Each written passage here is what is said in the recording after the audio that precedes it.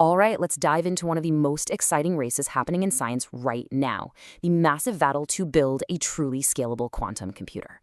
And this isn't just about one single technology, you know? It's a super high-stakes competition between two totally different ways of thinking. So, the big question is, which of these paths is actually going to win out? Which one is going to define our computational future?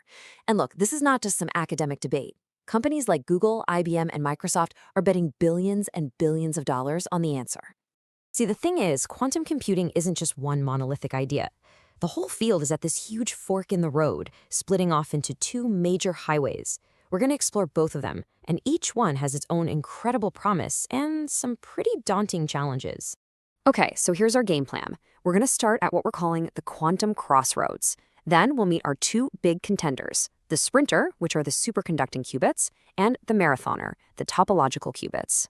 Then we have to talk about the huge challenge they're both up against. And stick around because we're going to end with a really surprising twist, a potential hybrid future. So here we are, standing at the quantum crossroads. And really, this isn't just about picking different types of hardware. It's more like a clash between two rival philosophies, two completely different strategies for trying to build a machine that can solve problems that are, right now, totally impossible for any computer on Earth. First up, let's talk about our sprinter. This approach, known as superconducting qubits, is all about getting out of the gates fast and taking an early lead in the race. This is the tech you hear about in the news, the stuff that's already out there breaking records.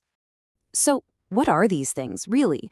Well, the simplest way to think about them is like tiny artificial atoms that we can control with incredible precision. They're actually little electrical circuits, cooled down to temperatures colder than deep space, and we poke and prod them with microwave pulses to manage their quantum states. And believe me, this approach earned the nickname Sprinter for a reason. Its biggest strengths are speed and control. These qubits can perform calculations incredibly fast, and we've gotten really good at telling them what to do. That's why the big players like IBM and Google have already built machines with hundreds of these things, and even put them on the cloud for people to use. For now, they are the clear frontrunners. But, and this is a huge but, here's the catch. All that amazing speed and sensitivity, it comes at a cost. These qubits are unbelievably fragile. I mean, the tiniest vibration, the slightest change in temperature, what physicists just call noise, can completely wipe out the delicate quantum information they're holding. And that brings us to the main villain of our story. This is it, the great quantum challenge. It's this constant, relentless battle against noise. And this isn't some small technical hiccup, okay?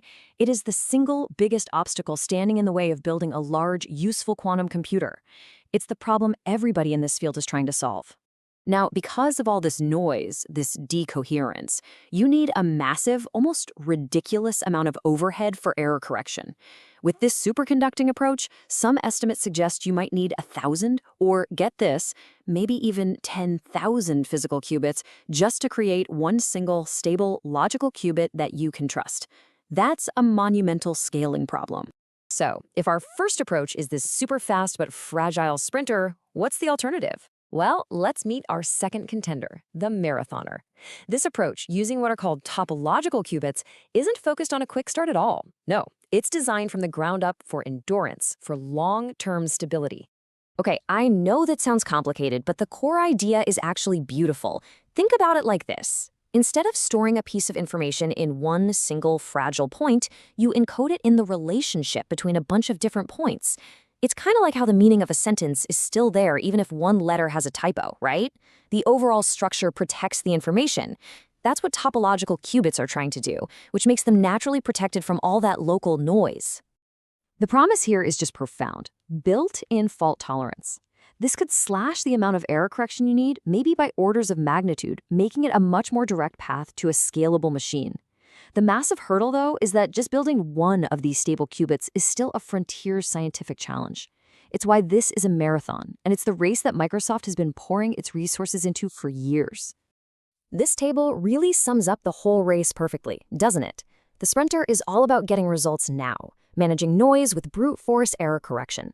The marathoner is focused on the long game, trying to solve the noise problem at the most fundamental level of physics. One is here today, the other is still a deep scientific puzzle. It is a classic tortoise and the hare scenario. So who wins? The fast but fragile sprinter or the slow and steady marathoner? Well, what if the answer is both? Let's get to our final section and see how this all builds to a pretty surprising conclusion, a hybrid quantum future. Yeah, the most likely outcome here isn't that one approach is just going to completely crush the other. Instead, the future of quantum computing probably lies in a powerful hybrid system, one that combines the very best of both worlds. And here's how that partnership would work. It's actually genius. You'd use the fast, super controllable superconducting qubits, our sprinters, to do the actual thinking, the logic operations. They'd be the system's CPU. Then you'd pass the results over to the naturally protected topological qubits, our marathoners, to act as a stable, long-term quantum memory. Think of it like superpowered RAM. It's a perfect division of labor. Okay, so why should we care about this weird race between two exotic types of quantum tech? Because the outcome, especially the idea of this partnership, is going to have some massive, real-world consequences.